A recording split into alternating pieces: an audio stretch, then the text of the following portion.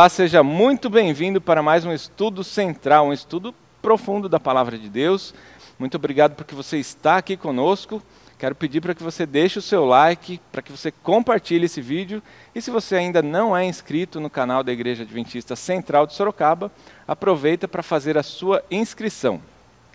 Antes de a gente entrar no tema, que já é o tema 12 da lição, o último tema dessa temporada, eu gostaria de mandar um abraço especial para algumas pessoas que estão sempre conosco.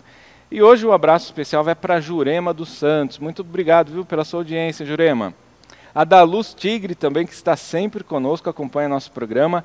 Edna TM, que está sempre também assistindo o nosso programa. E olha só, temos um amigo especial lá de Portugal, de Figueira da Foz, é o Antônio Carlos Gomes. Antônio, muito obrigado por estar conosco. E eu vou fazer um convite para você que está assistindo de outro país. Deixe aqui nos comentários da onde que você está assistindo, para a gente poder também, num próximo programa, fazer uma referência aqui, mandar um abraço para você, tá bom? Como eu disse, nós estamos já estudando o último tema da lição da Escola Sabatina, dessa temporada, o tema Recompensas de Fidelidade. E para nos acompanhar nesse programa especial, nós temos aqui uma convidada que veio lá da Associação Paulista Sudoeste, que ela é líder do Ministério da Criança e do Adolescentes, a Fabiola Guedes. Tudo bem, Fabiola? Seja muito bem-vinda. Eu agradeço pela oportunidade de estarmos aqui conversando um pouco sobre esse assunto e aproveito para mandar um abraço para todos que estão aí ouvindo, que Deus possa abençoá-los e que o Espírito Santo esteja trabalhando agora no seu coração e assim também no nosso. Amém, amém. Temos também aqui, já conhecido de vocês aí, pastor Osmar Borges, que é o pastor aqui da Igreja Adventista Central de Sorocaba. Pastor, mais uma vez, seja muito bem-vindo. Uma alegria tê-lo aqui conosco. É sempre um prazer, Alex. É bom estar aqui com você. Fabiola, também é um privilégio ter você aqui. Eu creio que uma das primeiras vezes que virão outras mais vezes, né, que está conosco aqui. E você que está sempre aí, um abraço para você. E o estudo de hoje é poderoso, estamos encerrando mais um ciclo e é bom ter você aí conosco. Eu vou aproveitar e falar que vocês podem me chamar de Fabi. Acho que eu sou mais conhecida por Fabi. Sim, eu ia pedir sua autorização para te chamar de Fabi. Tá bom? Então, carinhosamente, vou chamá-la de Fabi. Para que a gente possa dar início a esse estudo, vou pedir para que o pastor Osmar nos dirija uma oração. Pode ser, pastor? Vamos orar. Maravilhoso Deus, muito obrigado pelo estudo desse trimestre. Amém. Obrigado porque revimos algumas coisas importantes e que não vão mais sair de nossa mente e do nosso coração. Que esse conhecimento produza vida em nós e que nos leve a uma ação diferente da que temos vivido até agora. Fique conosco abençoando esse último estudo. É o que nós clamamos em nome de Jesus. Amém. Amém, amém. Amém. Muito bem, como nós dissemos, estamos no último estudo dessa temporada, a lição que teve como tema central administradores fiéis à espera do Mestre. É isso que nós somos, né? Administradores dos dons que Deus nos deu. E hoje a gente vai entender um pouquinho a respeito das recompensas da fidelidade. Será que o fato de eu ser fiel vai me gerar alguma recompensa? O tema é esse e o verso que a gente chama verso para memorizar, nos traz o seguinte texto, tirado lá de Mateus 25, 21. E o Senhor disse, muito bem, servo bom e fiel. Você foi fiel no pouco, sobre o muito te colocarei. Venha participar da alegria do seu Senhor. Sabe que me chamou a atenção essas duas características, pastor? Que é o servo bom e fiel. Só que quando a gente vê esse texto, dá até a impressão de que a salvação depende de eu ser bom e eu ser fiel. Será que é isso mesmo? Não precisa entrar no detalhe da lição, é só um pequeno spoiler para a gente entender. É através das minhas obras, basta eu ser bom e ser fiel que eu vou obter a salvação? Jesus resumiu quando alguém disse para ele, o chamou de bom mestre, ele disse, bom só existe um. Então ele, encarnado homem, ele não ousou dizer que ele era bom, apesar de ser Deus. Ele disse que o bom seria o próprio Deus.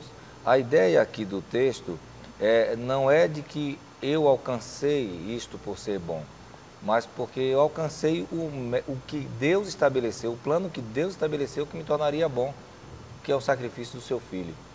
Então eu obedeci, eu aceitei Cristo, eu me submeti à vontade de Cristo e a bondade de Cristo veio para mim. Eu fui justificado, então a justiça de Cristo me tornou bom. Na presença Amém. de Cristo. Ou seja, o pastor está confirmando que a salvação é unicamente pela graça de Cristo. A nossa salvação veio unicamente pelo sacrifício de Cristo. Durante esse estudo, nós vamos entender quais foram as recompensas prometidas na Bíblia, porque a Bíblia cita algumas recompensas para os salvos, né? Então a gente vai entender, e também qual a garantia de que nós vamos de fato receber essas recompensas, porque a Bíblia, se a Bíblia cita, ela é fiel, a Bíblia é fiel, então certamente a gente vai ter. Em muitos momentos a Bíblia cita a palavra galardão, e talvez a gente não tenha o conhecimento, não sabe o que exatamente é o galardão, então eu fui buscar, tá? Fui buscar lá no dicionário, e o galardão diz que galardão é recompensa por seus serviços valiosos. Olha só, não é por serviço qualquer não, é um serviço especial. É um prêmio, é uma homenagem, é uma glória. Falando, evidentemente, quando se refere aqui à glória terrena. Mas o galardão, nós nos referimos, quando fala da Bíblia, na glória futura, quando Jesus voltar. No militarismo, isso é transformado em medalhas. Então você olha um graduado com uma medalha no peito de algum feito que ele fez, aquilo está marcando ali, ele passou por uma fase da vida, ele foi útil no seu serviço militar, então ele tem um galardão, uma medalha. Eu acho que a medalha fica melhor para a gente conhecer, para a gente entender, né? Porque estamos mais acostumados a vê-las nos peitos ou no peito de pessoas condecoradas, né? Ou quando o governo decide até condecorar um cidadão ao mérito. Então é mais ou menos esse mesmo simbolismo aí. Fabi, olha só um texto aqui tirado da lição, que é uma citação de Ellen White, ela diz o seguinte, lá na lição de domingo: a linguagem humana não consegue descrever a recompensa dos justos.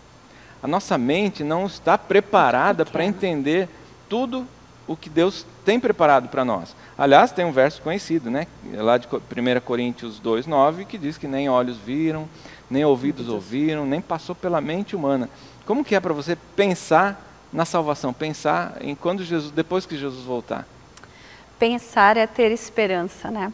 A gente vê um mundo de sofrimento, de pessoas passando por tantas dores, e aí quando a gente pensa que tudo isso vai acabar, vai ter fim, e que nós temos a oportunidade de, aceitando a justiça de Cristo, né, esse presente que Ele dá, porque Ele era merecedor, mas deu de presente para a gente, agora a gente vai poder viver essa alegria, viver uma vida plena, sem dor, sem sofrimento. É maravilhoso. Amém. Essa é a nossa esperança. Uma coisa importante também nessa lição, que a gente tem que aprofundar um pouco mais, é a questão da fidelidade. O que é ser fiel? A gente, pela meritocracia, a gente entende que ser fiel é cumprir direitinho o papel que eu tinha que desempenhar. Só que você que está me assistindo aí, todos que estão aqui, sabem que nós não conseguimos fazer isso. As mínimas coisas nós não conseguimos cumprir. Então, a fidelidade está em se manter fiel ao pacto que eu fiz com Deus, de me submeter, de aceitar a justiça de Cristo, de confiar no sacrifício de Cristo. A Bíblia tem bênçãos para justos e injustos. A chuva, por exemplo, o sol, o ar. Deus mantém tudo isso independente de que se a pessoa é justa ou não. Mas tem bênçãos específicas para os que são fiéis ao pacto. A fidelidade de se manter sobre a graça de Cristo, sobre a misericórdia de Cristo. Porque senão eu vou desistir. Eu não vou conseguir ser um bom pastor. Eu nunca consegui ser um bom pastor. Uma boa esposa, um bom marido. Mas me submetendo à graça de Cristo, eu continuo fiel ao pacto. Eu não desisto. Então, essa questão da fidelidade e da recompensa vem em confiar em Deus e cumprir o pacto. Aí vem o resultado desse pacto, que a lição também vai trabalhar um pouco. Eu penso também em Davi. Você falando, eu pensei em Davi. Davi era um homem segundo o coração de Deus. E ele teve falhas. Mas quando ele falhava, ele se voltava a Deus. E acho que esse é o segredo da fidelidade. Nós vamos cair, a gente tem falhas, mas a gente volta a Deus, a gente pede perdão e tenta andar segundo a vontade dele, porque a vontade dele é boa. É boa para mim e é boa para quem convive comigo. Então, na verdade, não é isso que salva, mas viver com Jesus me transforma numa pessoa diferente. E é essa transformação, né, Fabi, que faz com que o ser humano consiga ser fiel. Sim. Porque a fidelidade a Deus, hoje, para a humanidade caída, não é uma coisa natural. Não. Não é uma coisa que, eu quero ser fiel e simplesmente estalo o dedo e sou. Ele é um reflexo do meu relacionamento com Deus, minha proximidade com Deus. Eu amo tanto a Deus que eu desejo ser fiel a Ele.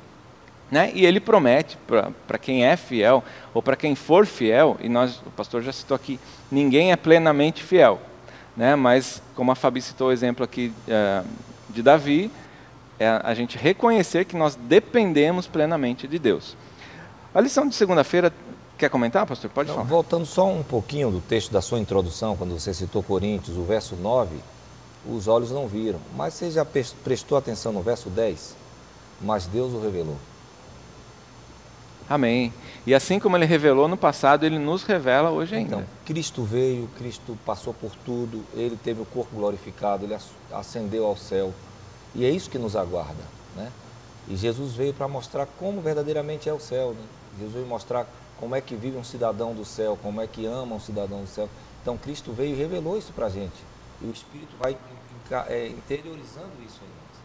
Então, é importante lembrar que essa recompensa não é o resultado do meu trabalho. Essa recompensa é o resultado do trabalho que Cristo está operando em mim. Exatamente. Ele vai me levar. Então, é interessante quando você vê Apocalipse, quando Jesus chega com uma grande multidão e alguém pergunta, quem são esses de branco vestidos? Esses são os que vieram da grande tribulação. Então, quem fala isso? As pessoas que estão nos apresentando no céu, elas vibram em saber que nós conseguimos. Conseguimos o quê? Nos manter fiéis ao pacto. A lição traz para a gente um fato interessante que eu não tinha parado para pensar ainda. Né? Que a Bíblia trata de duas eternidades. Eu achei bastante interessante isso aí. A Bíblia trata de duas eternidades. A primeira que a gente já conhece. Né? Eu vou viver eternamente com Deus. Jesus vai voltar, vai me levar para o céu. Depois de 1000 anos a gente volta, terra renovada. Vou viver eternamente com Deus. Mas a segunda eternidade está ali também, que é a segunda morte. A morte que vai eliminar eternamente o pecado e o pecador. Então, a fidelidade envolve, sim, vida e envolve morte. Porque aqueles que não forem fiéis, de acordo com o que a Bíblia está dizendo, vão sofrer a morte eterna. Né? E para esses não tem, evidentemente que se viveram em pecado, escolheram não receber a salvação, né? Diga, Fabi. Eu achei até interessante, há pouco tempo eu vi uma propaganda falando assim, convidando para assistir o conteúdo e tal, falando assim, Deus vai dar um jeitinho de salvar a todos. E isso não pode ser uma verdade, né? Porque o pastor acabou de falar, existe um jeito de viver no céu, existe um Deus que morreu e que mostrou o que nós devemos fazer, viveu aqui conforme o modelo do céu. E como que Deus daria um jeitinho e todos vão se salvar? Né? Existe a necessidade de um arrependimento, existe a necessidade dessa busca por Deus para essa transformação que Ele vai fazendo no nosso coração. Porque existem dois resultados. Né? É o pacto que nós temos, né? Deus fez um pacto com a humanidade, vida, e quando é vida plena. Eu vim para que tenhas vida e vida em abundância, ou morte, a gente escolhe, nós temos a possibilidade de escolher. Então, se Deus desse um jeitinho, ele não é fiel, porque Ele não é justo. Não existe fidelidade sem justiça.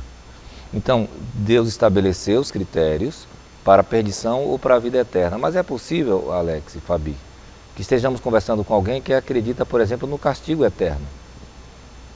Né? Tá. Então, essa pessoa que está sofrendo para sempre, ela vai viver eternamente também. Então, não existe diferença. Os dois vão viver, só que um vai viver sofrendo e o outro vai viver feliz. Não foi isso que estabeleceu Deus. É uma teoria que não combina com o amor de Cristo, com o amor de Deus. E nem com o pacto da fidelidade. Deus vai dar o que você, durante a vida, construiu. Se você viver uma vida preparando-se para a vida eterna, você vai viver eternamente. Se você não quer participar da vida eterna, você vai morrer eternamente. Por isso que o castigo é eterno. O castigo é eterno porque as consequências são eternas. O fogo é eterno porque ele veio do eterno e as consequências da ação dele são eternas. As pessoas serão queimadas, morrerão, porque ser humano não suporta fogo e nunca mais se tornarão a vida. Elas vão deixar de existir. E até isso é justo. Uhum. Não porque, não é uma questão na visão assim, de vingança, é porque a pessoa, ela não suporta a presença de Deus, porque ela não aceita, então ela não suporta viver, e aí Deus não obriga ninguém a viver, você escolhe. E como a vida está em Deus, se eu estou longe de Deus, eu morro. Eu morro. Deus não vai me matar, eu é que vou me afastar da vida, eu vou morrer. A fidelidade e a salvação estão intimamente ligados. E para você que, como a Fabi citou, se você acredita que talvez Deus vai dar um jeitinho de salvar todo mundo, tem um verso especial que eu gostaria de ler aqui para a gente, que está lá em João 3,16. É um verso bem conhecido, mas ele deixa claro para as pessoas que vão receber a salvação. Porque a salvação está disponível a todo mundo, Deus está disposto a te salvar, está disposto a me salvar, mas ele diz o seguinte lá em João 3,16. Porque Deus amou o mundo de tal maneira que deu seu Filho unigênito para que todo aquele que nele crê, vou repetir, para que todo aquele que nele crê não pereça, mas tenha vida eterna. Então, não dá para a gente dizer que todo mundo vai se salvar, mas todo mundo que crê em Jesus Cristo e entregar, evidentemente, a vida nas mãos do Salvador. E o próximo verso diz, quem crê não é julgado, porém quem não crê já está condenado. Ou seja, se eu aceito e sou fiel a esse pacto, eu tenho vida. Se eu não quero a vida, é só rejeitar o pacto. E Deus vai me atender. Agora, o que garante? Jesus disse assim, eu voltarei, não é isso? Ele falou, vou preparar-vos lugar, se assim não for, eu lhe teria dito, porque Jesus é sincero. Se ele não fosse preparar um lugar, ele teria dito, né? Mas ele foi preparar lugar e disse que vai voltar para buscar os salvos, para nos buscar e para te buscar também, né? A gente crê nisso. Só que o que garante que essa promessa vai ser cumprida? Vocês concordam comigo que a primeira vinda sem a segunda não faria sentido nenhum? Porque a segunda vinda é para vir buscar os que creram.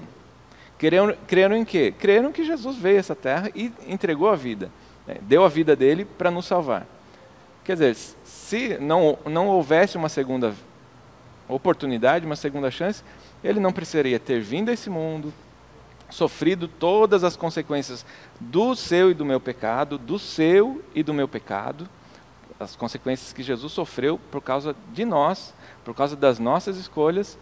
Ele decidiu dar a vida por mim e por você, por nós aqui. Então a segunda vinda é certa, porque não faria sentido nenhum Jesus ter vindo e não só, morri, e aí? E a salvação? Vir e dar um presente, né? Assim, que é a graça, né? Dar de presente pra gente de graça, a vida, graça de graça. É de graça. Agora, eu sempre estou falando isso, porque a gente precisa ressaltar, Jesus não vai vir de novo viver entre nós. Eu acho que isso é importante. Existem séries sendo lançadas, né, falando do Messias e tal, como se Jesus fosse viver, fosse surgir entre nós, ou estivesse. Não existe essa crença, isso não é bíblico. Ele já fez isso. Ele já viveu entre nós. Agora, o que a Bíblia diz é que ele vai aparecer, todo mundo vai ver. Mas todo olho verá. E nós iremos até as nuvens. Nós agora é que vamos viver com Ele. Ele já viveu conosco e agora nós viveremos com Ele. Isso é interessante. Isso é importante. E a sua observação de que se a segunda vinda, se ela não fosse uma realidade... A garantia da segunda vinda foi a primeira. A primeira, o inverso também é exatamente proporcionalmente correto. Porque a garantia da segunda também é a primeira. Sim. Porque ele veio. Porque ele veio, ele esteve aqui, ele mostrou o seu poder, mostrou o seu amor. E ele mesmo, quem fala em João 14, ele dizendo, eu voltarei. A promessa é feita por ele. Então, mais importante do que a promessa é quem prometeu. E quando nós conhecemos o amor e a fidelidade de Jesus, como não acreditar que ele vai voltar novamente para nos buscar? Como não acreditar? Muito bem, dentre as promessas que nós temos na Bíblia, para aqueles que receberem o galardão, como a gente já entendeu aqui, a recompensa pela fidelidade. Uma delas é a volta de Jesus e outra é a Nova Jerusalém, né? Porém, como a gente já citou aqui, nem olhos viram, nem ouvidos ouviram, não passou pela mente humana, né, o que Deus foi preparar. Mas o texto da nossa lição cita Deus como arquiteto e construtor. Olha só, essa semana, curiosamente, fui visitar alguns apartamentos aqui na cidade decorados. É uma maravilha quando alguém pensa, alguém planeja, cada móvel no seu lugar, cada item ali, evidentemente para chamar a atenção do comprador, né? Mas um engenheiro, um arquiteto que planejou esse vaso nesse lugar para chamar a atenção. Deus é o engenheiro, Deus é o arquiteto e foi ele que pôs a mão, o artesão é Deus também, porque ele pôs a mão para fazer o homem, né? O homem é fruto das mãos. As demais coisas, ok, ele falou haja luz e houve luz, né? Mas o amor que ele tem por nós, ele nos criou a partir das suas mãos e colocou o ser humano num planeta maravilhoso, num lugar maravilhoso chamado de paraíso, né? Mas o homem escolheu pecar, o homem escolheu falhar. E hoje nós temos a oportunidade, a gente crê que Jesus vai voltar e vai nos levar, e vamos conhecer a Nova Jerusalém.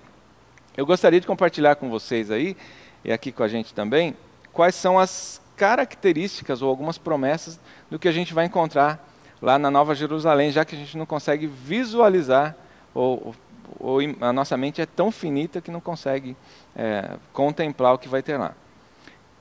E aí, lá em Apocalipse 21, se você quiser acompanhar também, leia depois, assim que terminar esse estudo, leia Apocalipse 21, que vai ter detalhadamente todos esses itens que eu vou citar aqui.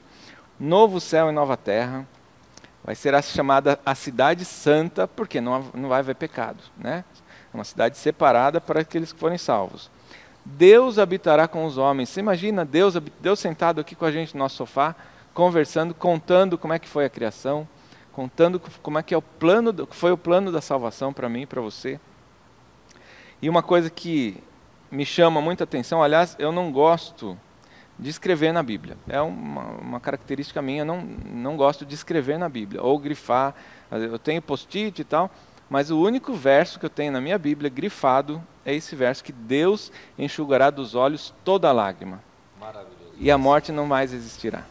É o único verso, na verdade eu grifei quando minha mãe faleceu, né? E essa é uma esperança que está no coração de todo cristão que espera reencontrar os seus amados, os seus queridos que se foram, né? Então, Deus enxugará dos olhos toda lágrima, não haverá mais morte. Um outro item que ele prometeu para nós: faço novas todas as coisas. Essa terra cheia de pecados, cheia de problemas, dificuldades, tribulações que a gente conhece, vai ser renovada, vai ser feito tudo novo. Difícil até de imaginar, né? Isso aqui tudo novo.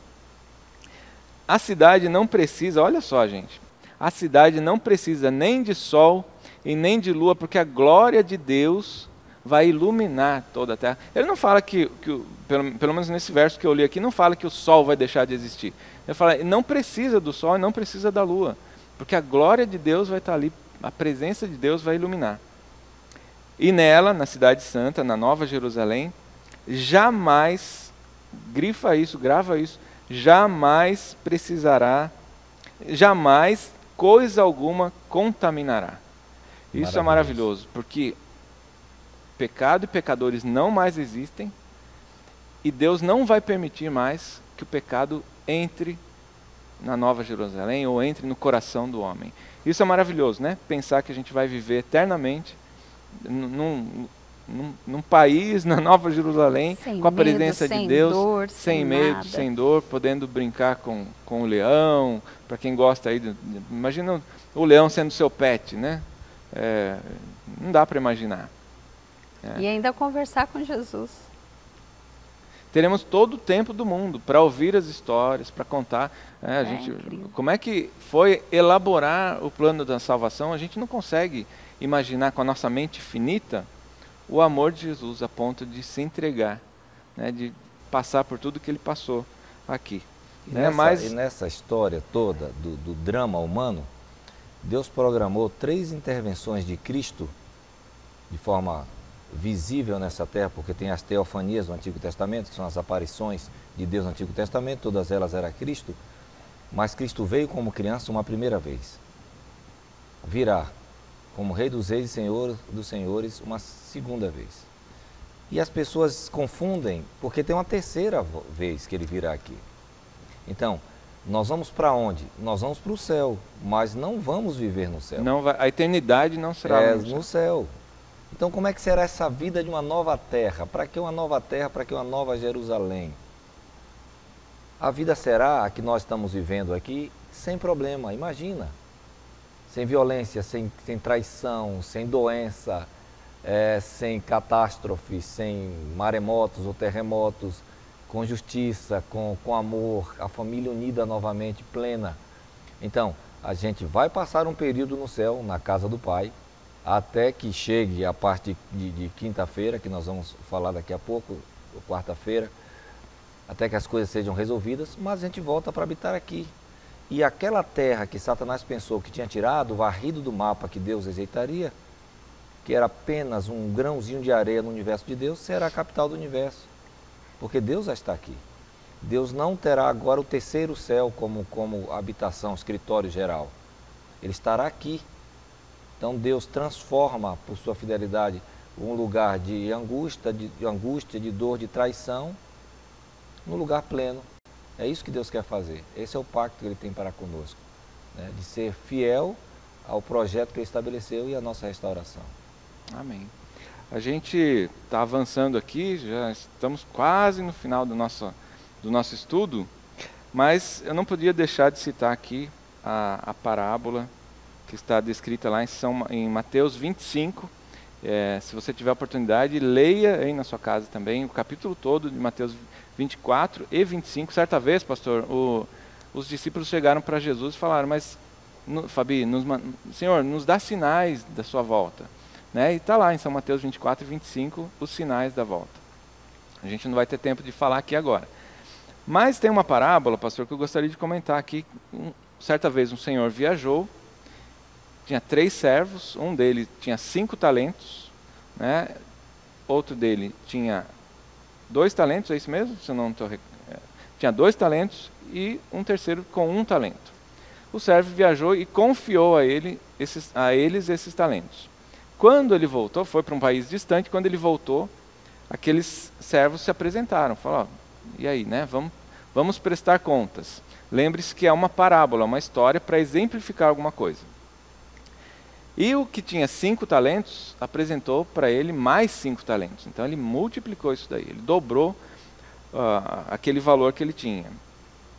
O que tinha 2 talentos, apresentou a mesma coisa. Olha, está aqui, você me deu 2, tenho mais 2.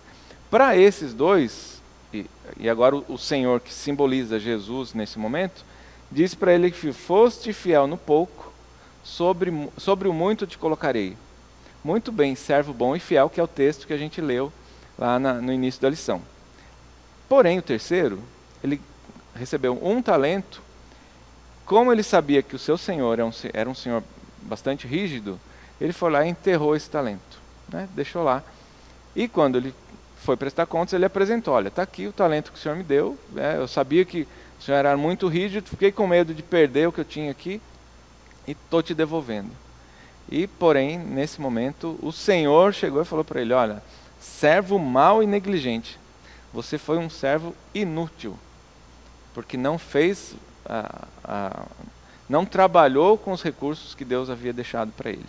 Né? E quando a gente fala de talento, muitas vezes as pessoas que estão assistindo podem imaginar que são dons, né? Mas a gente está falando também sobre dons, mas está falando também a respeito da fidelidade nos dízimos e nas ofertas, que é o tema que a gente abordou durante essas 12 semanas aqui. Né? E para esse que foi um servo considerado infiel, ele fala, olha, lançai-o para fora, onde há pranto e ranger de dentes, que simboliza a perdição, como o pastor já falou aqui. Então, a salvação está, sim, totalmente vinculada ou relacionada à nossa fidelidade. É isso. Então, só para a gente finalizar, aqui a lição de quinta-feira traz o tema Olhando para a Recompensa. Mais ou menos assim, para a gente resumir, né? Eu estou numa maratona, correndo essa maratona, olhando lá na frente o fim. Eu tô vendo, nós já estamos no final dela, enxergando ali a linha de chegada, mas a gente precisa continuar lutando, porque as dificuldades vêm, os problemas são constantes, mas a promessa de Jesus é que Ele estaria conosco, não é isso? Que Deus vai nos dar força para chegar. É isso mesmo? Ou estamos sozinhos? Não, estamos com Ele e isso é muito interessante. Nós deveríamos passar mais tempo olhando para essa linha de chegada, porque às vezes a gente gasta o tempo olhando para as coisas do momento, para o que a gente precisa na hora e a gente esquece de olhar que tem algo a mais. E aí a gente se perde. Então, foi o que aconteceu com Salomão. Salomão se encantou tanto com o que ele estava vivendo, com aquele conhecimento e buscando, e ele foi se perdendo. E às vezes a gente vive nesse contexto. Então, esse olhar para o futuro, nós não estamos sozinhos, mas precisamos buscar aquele que está conosco. Sozinho não dá para ser, né, pastor? Eu vejo tanto na parte de quarta-feira ali que nós trabalhamos, da parábola, como essa última parte de quinta-feira, o que acontece com os servos? É a mesma coisa que acontece com aqueles que estão na caminhada. O servo que recebeu 5 podia oferecer 7. O Senhor ia ficar feliz porque fez prosperar, mas ele oferece 10. O que recebeu 2 podia oferecer 3, ele oferece mais 2. O problema do que recebe menos é que ele não conhecia o Senhor. Eu sabia que você era mau. E o que é que fazia os outros trabalharem tanto? Produzirem tanto? Porque os outros amavam o Senhor, estavam querendo fazer com que a fazenda prosperasse, querendo fazer com que os recursos prosperassem. Então eu vou dar o meu melhor aqui, porque por amor ao meu Senhor. Os dois amavam o Senhor, ele não amava. Na nossa caminhada cristã, e a vida não é uma corrida de 100 metros, a caminhada cristã não é uns 50 metros, 100 metros rasos. A caminhada cristã é uma maratona. Não importa como você começa, importa como você termina.